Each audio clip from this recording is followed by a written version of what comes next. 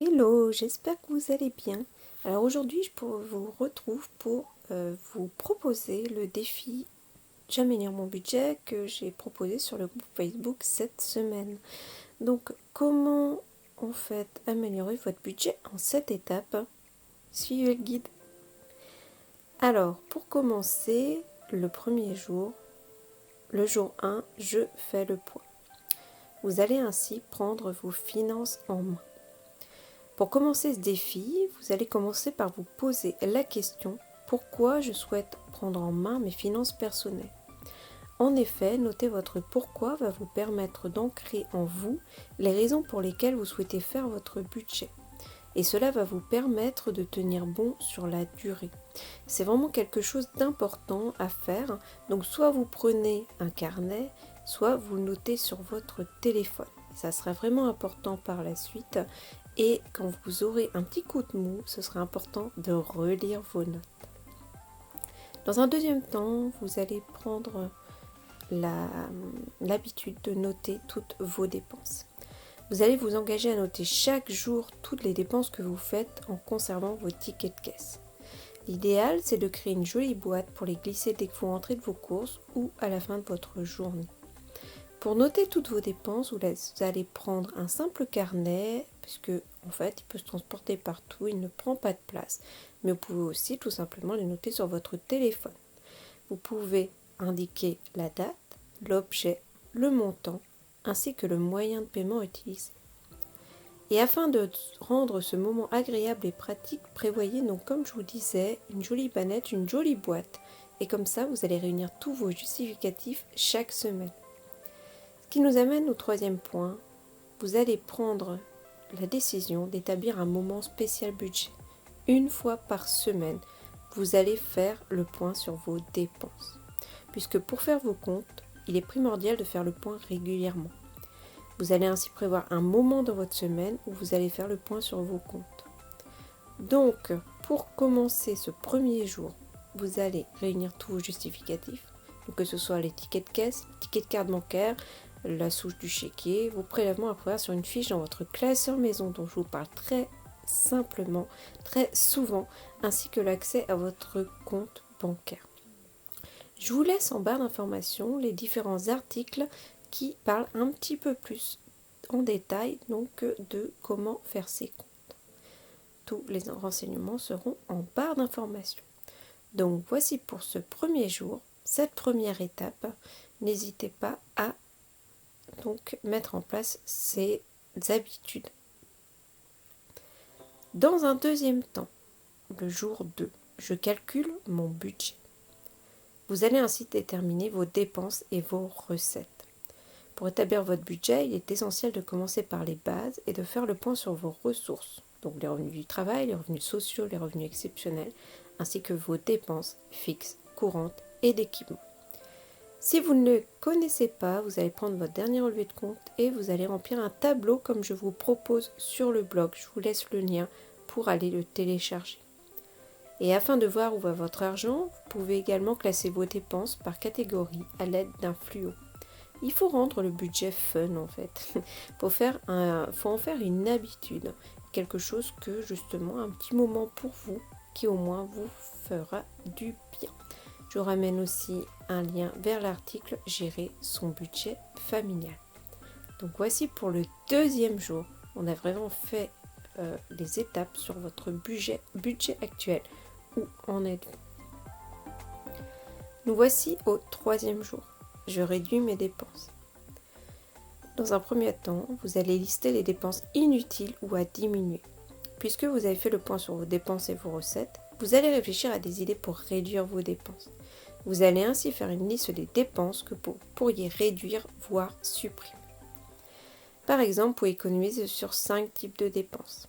Les assurances, les frais bancaires, la téléphonie, les fournisseurs de gaz et d'électricité, les différents abonnements. À chaque fois, vous allez reprendre vos différents contrats, voir vos dépenses des mois précédents et voir comment vous pouvez gagner un petit peu d'argent. Par exemple, vous avez un abonnement à la salle de sport, peut-être que vous n'y allez plus. Vous avez peut-être un service bancaire que vous n'utilisez pas. La même chose pour les assurances. L'idée, c'est de vraiment faire le point. Vous allez vérifier tous vos contrats et voir si en changeant de fournisseur, vous ne gagneriez pas quelques euros. J'en suis même certaine. Pour les frais bancaires, avez-vous déjà fait le point sur vos dépenses annuelles? Demandez-vous si vous avez vraiment besoin de cette carte à débit différé ou de ce service d'assurance que vous avez peut-être déjà en double. Et enfin, pour les abonnements, souvent on souscrit différents abonnements à des chaînes télé, des revues, etc. Alors que, est-ce que vous les regardez? Est-ce que vous les lisez? C'est vraiment très important de faire le point sur ces petites dépenses mis bout à bout qui finalement représentent un certain budget chaque mois. Une fois de plus, je vous ramène vers l'article Comment dépenser. Donc là, on était pour le 3e jour. Le 4e jour, ça va être d'arrondir vos fins de mois. Dans un premier temps, vous allez lister les produits que vous pouvez vendre.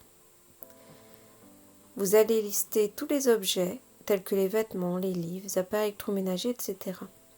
Vous pouvez voir comment les revendre sur Internet avec Vinted, Momox, Le Bon Coin, etc.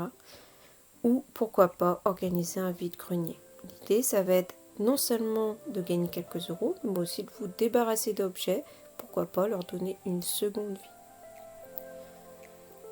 Ensuite, vous pouvez décider de trouver une activité complémentaire pour arrondir les fins de mois. Donc par exemple, prendre une deuxième activité salariée, si bien sûr cela est possible pour vous. Vous pouvez aussi décider de participer à des enquêtes mystères. J'en ai déjà parlé sur le blog. Je pourrais d'ailleurs en faire une vidéo à ce sujet. Notamment, j'organise donc 2 fois par mois maintenant le café de l'organisé et le prochain qui a lieu en novembre sera sur les revenus complémentaires et vous trouverez de toute façon une vidéo récapitulative si jamais vous voyez cette vidéo à une autre date. Travailler en chèque emploi service universel. Bien sûr, il y a des personnes qui en vivent, c'est vraiment leur activité à part entière. Mais pourquoi pas, si par exemple vous avez déjà une autre activité, faire quelques heures à domicile. Ça peut être une bonne option pour déjà démarrer, voir si cela vous plaît. Et pourquoi pas par la suite, comme je vous dis, en faire votre activité à part entière. Vous pouvez également proposer de la vente à domicile, voir si cela peut vous plaire. Mais attention de bien réfléchir aux différentes opportunités, puisque si on vous demande de l'argent dès le départ, il faut bien réfléchir à cet investissement. Je referai également une vidéo à ce sujet prochainement, puisque c'est pareil, la vente à domicile, certains en font leur métier. Enfin, vous pouvez créer votre entreprise. Donc, créer votre entreprise, bien sûr, cela ne va pas se décider comme ça du jour au lendemain. Je vous conseille de bien réfléchir aussi. Vous avez droit à des accompagnements, réfléchissez à tout cela. Mais c'est vrai que ça peut être une bonne idée pour créer une activité complémentaire. Donc bien sûr, j'en parle en toute connaissance de cause, puisque c'est rare les moments où je me suis contentée d'avoir un seul revenu. Je détaillerai ça prochainement, vraiment, je compte en parler plus en détail. Je vous ramène ainsi vers l'article de blog « Comment arrondir ses fins de mois ». Donc là, on était au jour 4. Maintenant, passons à la 5e étape, le jour 5. Je constitue un fonds d'urgence. L'épargne, ça doit être quelque chose que vous devez vraiment décider de faire au plus tôt. Puisqu'en cas de coup dur ou d'imprévu, par exemple un arrêt de travail, perte d'emploi, maladie, panne de voiture, etc., notre budget s'en trouve forcément impacté. L'importance d'épargner a alors tout son sens. L'épargne de précaution permet de faire face à ces dépenses, en partie du moins. Un fonds d'urgence permet de se constituer une épargne de précaution. Et bien sûr, je considère que cela n'est pas évident de réussir à épargner, notamment quand on vit avec un budget serré. Pour déterminer son montant, cela va dépendre de votre capacité d'épargne. Mais disposer de 500 € est un minimum pour pouvoir faire face à ces dépenses imprévues. On pose souvent la question du minimum à avoir. Je trouve que 500 €, ça peut être intéressant. Je vous ramène d'ailleurs vers mon autre vidéo où je vous ai indiqué comment épargner 1000 € en un an. Mais bien sûr, tout ce que je vous dis, cela va dépendre de vos critères personnels. Mais comment justement réussir à épargner ces 500 €? Vous pouvez commencer tout doucement. Par exemple, avec 10 € par semaine, c'est un bon début. coup, ça fera 500 € sur un an. L'intérêt est de mettre en place un virement automatique à date fixe et de l'intégrer dans les dépenses fixes. Cette épargne diffère de l'épargne projet qui est une solution à moyen et long terme. Mais c'est vraiment une épargne de base pour commencer et ensuite envisager par la suite évidemment d'autres solutions d'épargne projet. Mais vous pouvez décider donc soit de mettre en place une épargne chaque semaine, soit programmer ce virement dès le début du mois afin d'être sûr de l'inscrire dans votre budget. Donc je vous ramène ainsi vers la vidéo et l'article Comment épargner 1000 € en un an. Donc ça c'était la 5e étape. Maintenant passons au jour 6, supprimer son découvert. Pourquoi réduire voire supprimer son découvert? Faut pas oublier qu'un découvert reste un crédit. Chaque trimestre vous payez des frais. L'idée est donc de réduire voire de le supprimer totalement. Je vous donne 5 astuces pour le défi. Donc j'ai décidé de supprimer mon découvert d'ici la fin de l'année. J'ai fait un article à ce sujet, je vous le mets en barre d'infos. Donc comment je vais procéder? Je vais faire des journées sans achat. C'est-à-dire que il y a des jours, en dehors bien sûr des dépenses fixes, où je ne vais absolument rien dépenser. Et du coup je note dans mon agenda no spend ou 0 dépense. Comme ça va vous motiver en fait de voir plusieurs fois donc cette mention sans achat dans votre agenda. Et vous verrez que petit à petit, en prenant l'habitude de ne plus dépenser, vous allez voir que vraiment c'est quelque chose qui va venir en fait automatiquement se mettre dans vos habitudes. Ensuite, je limite mes dépenses non vitales. C'est vrai qu'à l'heure actuelle, j'achète de moins en moins, en dehors de l'alimentaire, ça c'est une autre question, de vêtements. Je ne fréquente plus par exemple les magasins où il y a des petits prix. Ça, j'ai décidé de limiter vraiment à une fois par trimestre. Ça ne veut pas dire que je ne vais plus dépenser, mais c'est vrai que je limite vraiment, puisque forcément, on se rend compte que est-ce qu'on a vraiment besoin d'avoir plusieurs vêtements, d'avoir plusieurs objets. En plus, on passe du temps ensuite à faire le rangement. Et c'est vrai que 1 € par-ci, 1 € par-là, on arrive très vite à une certaine somme tous les mois. Donc ça, c'est important. Et sinon, les autres astuces que j'ai, c'est concernant donc l'alimentation.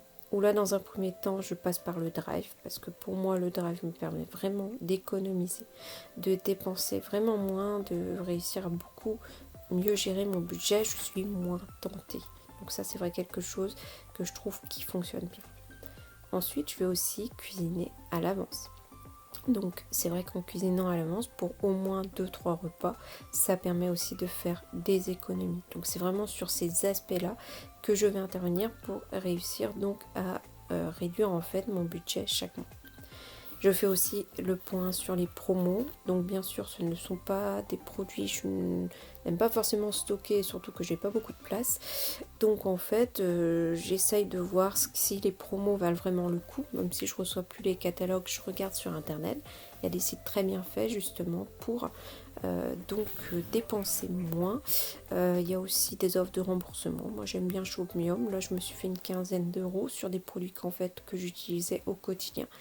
Donc cette somme peut très bien aller soit de côté, soit justement je vais aussi me le faire rembourser, mais essayer de ne pas y toucher. Donc je vous ramène une fois de plus vers l'article Comment supprimer mon découvert entre mois. Donc là on était au jour 6, maintenant on arrive au 7e jour où là vous allez faire le bilan. Donc pour commencer, bravo, vraiment bravo d'avoir suivi ce défi pour améliorer vos finances personnelles. C'est quelque chose de vraiment important. Donc déjà, ce que je vous propose de faire, c'est noter votre ressenti. Ce qui est ressorti de ce défi, les astuces et nouvelles idées que vous avez pour gérer votre budget, pour améliorer vos finances. N'hésitez vraiment pas à reprendre votre carnet, je vous invite à compléter au premier jour. Et ensuite, vous allez noter vos objectifs. Les nouveaux objectifs, les nouveaux projets que vous allez souhaiter vous fixer, la date d'échéance et l'objet.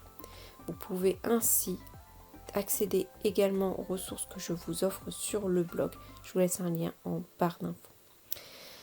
Voilà pour ce défi, j'espère que ça vous aura plu. N'hésitez pas à liker cette vidéo si elle vous a plu. Laissez un commentaire aussi, ça me fera plaisir. Je reviens donc très prochainement pour parler à nouveau finances personnelles et comme je vous dis, rendez-vous prochainement sur le Café de l'Organisé, donc qui sera un live le 4 novembre prochain. À bientôt.